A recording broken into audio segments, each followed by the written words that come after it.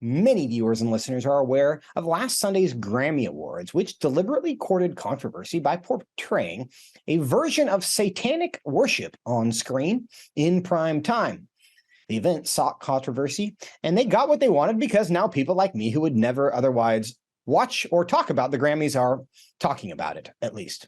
Though the sophisticated class may dismiss the criticisms about Satanism, we should object when Satan is worshipped on television, even if maybe insincerely or ignorantly. But the backlash quickly became part of the story. Many claimed that concerns about Satanism were a distraction from the historic victory for LGBTQ++ rights that were represented in that event. See, what you don't know, or you may not know, and I did not know, is that both of the performers in this case were men who no longer identify as men. So we were supposed to look at the entire ritual as a victory, as something that was historic, not satanic. But how should we respond when we're told that terrible things that are tragic, are actually wonderful because of their implication for some, what the culture would say, greater good? Joining me now to discuss this for a special Worldview Friday segment, again, is David Closson, director of the Center for Biblical Worldview. David, good to see you today. Hey, great to be with you. Happy Friday, Joseph.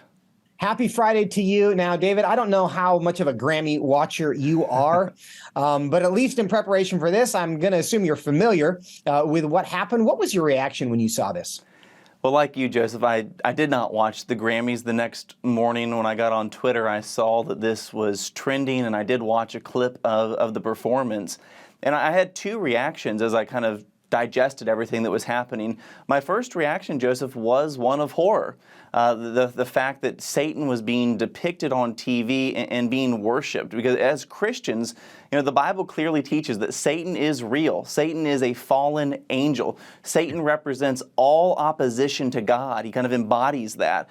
And so the fact, even if mockingly, the devil is being worshipped and extolled, kind of what they were doing, that is horrifying. And I think every Christian should be repulsed by that. But then my second reaction, as I kind of dug into the story a little bit, is that I'm not entirely surprised. We know that Hollywood loves to push the envelope. They love to push the transgressive. And so in one sense, the fact that this really wasn't that much of a story in the mainstream media, I think that is also indicative of where our culture is today.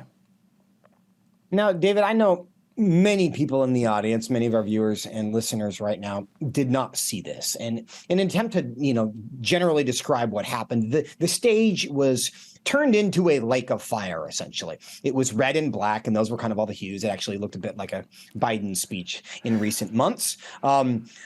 I don't know if there's any connection to that, but I mean, it's true. But it was turned into this lake of fire. And the reason it looked satanic is because one of the performers, whose name is Sam Smith, donned a devil hat, right? He had horns. It was a top hat with horns, holding a staff, which was unambiguously a depiction of the devil, surrounded by these dancers, these performers, who had been attired as witches. They had long, black, dark hair. They looked very much like witches. As the song closes, they are actually bowing before this depiction of Satan. This wasn't like, maybe that's kind of dark and satanic. Maybe you can read into that. This was, I don't know how you could be more overtly worshiping the devil in the imagery than they did there. That's where the kind of these accusations came from. Now, David, do you think, and I do believe, because I think Hollywood, the entertainment industry, they like to stick their fingers in the eye of people like us, right? They like outrage. They don't like Christian conservatism. They like outraging Christian conservatives, both because I think they do profit from it financially when we start doing what we're doing right now, which is talk about it. And now people know who Sam Smith is, who never knew who Sam Smith was, right? So there's just this raw marketing part of this. But is that reason alone to just ignore this when we see it and say, oh, let's not play their game. Let's not give them more publicity. Let's just let them worship Satan and kind of move on? No, I think it is important to pay attention, because I think what we saw in that performance is indicative of where our culture continues to go, Joseph. Part of the description, they also had flames depicted on the screen in some sort of prison with like these witches trying to get out of it. The song that these two performers were singing, two biological males, neither one of, by the way, which identifies as male, one identifies as non-binary, the other identifies as transgender. The song that they were singing, the song that they were being awarded for, I think it was the best duet of the year, the song's title itself was Unholy. And so very intentional in what they were doing. And so yes, we know Hollywood loves to poke their eye at evangelical Christians, but I think it's important for those of us who want to be discerning of our culture, discerning of the worldview that is dominating our culture. The fact that this happened, Joseph, it is indicative of where the worldview of this culture is headed. The fact that Satan, again, he represents the opposition to God, the satanic rituals and things that were depicted, that represents the inverse of everything that undergirds Western civilization. And so seeing that depicted in art form, and I think artists love to be transgressive, they love to push the boundaries, I think it's worth noting what happened because this is where our elites are headed, and not just the elites, this is where our culture is headed. So to be discerning of our times, it's worth noticing actually what happens at the Grammys. Now, David, one of the reactions to the reaction, because again, part of the story is something provocative happened, and that's kind of what artists do. Many people saw this, said this is satanic because it is. Just objectively, this is satanic in the same way that, if you had put on stage a throne in heaven and there were angels bowing down around it singing, holy, holy, holy, you would say, hey, that's Christian, right? And so this is objectively a satanic thing. Yes. But one of the reactions to this, and I want to read this to you, from Billboard.com, which is a publication that covers the entertainment industry. And their comment about the reaction from people like you and I, they said that instead of celebrating the fact that the pair made history for the LGBTQ community last night, conservative viewers slammed the performances for promoting the worship of Satan, right? Now, what they didn't say is it did not promote the worship of Satan. They said they slammed it for promoting the worship of Satan. So they kind of granted the premise, right? We realize that was Satanism, but get over it because there were two transgender guys who were doing it. That makes the whole thing wonderful. Yeah. Now, is this a pattern? No, I think it is. And I'm not surprised either, Joseph, that the two conveyors of this song Unholy and this whole performance at the Grammys are two men, biological men, who they've made their careers and their publicity about inverting the created order. It's almost a Romans 1 platform that's embedded in all of this.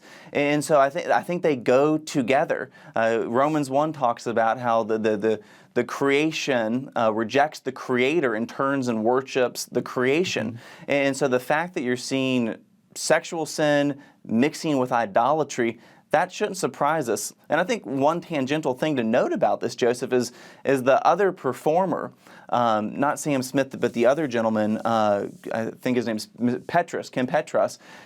This is someone who's biologically male who had a surgery. The left loves to say these surgeries never happen on minors. Had a surgery at 16. And is now identifying as a transgender female. Again, the fact that all of these things are happening together, I don't think, because all of this is pushing against Christianity. All of this is a rejection of the biblical worldview, God's self-revelation, the moral paradigm that Christianity has given the world. The fact that all of this is kind of being packaged together, I'm not surprised by that. And what we are told is we shouldn't be bothered by it because, yeah, it's the worship of Satan, but that's not a big deal because there's some greater good being accomplished. And what I want people to understand is that is a very clear pattern in the sexual revolution, right? We see a very clear example of this in what happened at the Grammys and how at least Billboard responded to that. But this whole idea of, yeah, it looks terrible, but it's actually wonderful because there's some greater good. Earlier in the show, we talked about what happened in South Dakota. We talked about this mutilation, this chemical and surgical mutilation of children. And we would look at that and say, when you cut off the genitals of a child, that's terrible. When you cut off the breasts of a young girl so she looks more like a boy, that's terrible. And so something that we're prone to be horrified by, they say, hey, actually, it's wonderful. And here's why, because that's equality. Same thing is happening on the abortion issue, right? When you talk about the dismemberment of a child 3 days before it's born, that's something that anyone with a soul looks at that situation and says, that's terrible. But we have lots of responsible adults in America who would say, actually, it just seems bad. It's actually good because it's being done in the furtherance of women's rights. So the pattern we see here is, yeah, that seems awful, but let me tell you why it's actually wonderful. And I think that's a lot of the progress that the sexual revolution has advanced, and a lot of us continue to fall for it, don't we? No, absolutely, Joseph, and I think this is kind of the Overton window, so to speak, that is shifting. Things that we couldn't even imagine just 20 years ago are now not just accepted. It's now, you better fall in line, bigot, or we're going to throw you out of the public square, out of polite society. And so I can't help but think about the prophet Isaiah here and what he said. He said, "Woe to those who call good evil and evil good." And as our culture continues this slide, rejecting Christianity, this embrace of unfettered individualism, this religion of self-autonomous man, this is turning good into evil and evil to good, whether this is the gender issue, whether it's the life issue that unfortunately earlier this week the president in his State of the Union, again showing how beholden he is to the abortion lobby, that this is a mark of a society that is turning its back on God, calling good what is clearly evil, and then calling evil what is good. And that's something every discerning Christian needs to be paying attention to. Every pastor leading a congregation needs to be paying attention to, because these things are happening all around us, and we got to be discerning. David, there's one thing about the sexual revolution is I honestly don't think they're that subtle. For those of us who are looking for it, for example, they refer to their month-long celebration in June as their Pride Month, right? And Pride celebrations. And Scripture is very clear that Pride comes before a fall, right? And so they went and branded the whole movement as Pride. And I think there's something significant to that. Well, in this case, this historic night, because it was the first time two transgender identifying performers won a Grammy, this historic moment was literally ushered in and celebrated with a satanic worship service. Is that just, am I reading too much into this? Or is there something really obvious about this that there's flashing red lights for those who are wanting to see them? Yeah, no, for those who are discerning, again, this all goes together, Joseph, when you worship the creation rather than the creator.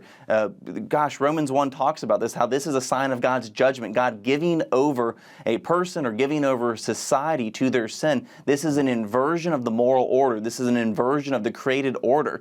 And so when you see these kinds of sexual sins being celebrated, I'm not surprised by this. And when you couple that with, again, a worship of, and even if it's mockingly, the worship of Satan, who stands for everything unholy, everything that is opposed to God, opposed to His kingdom, opposed to His will.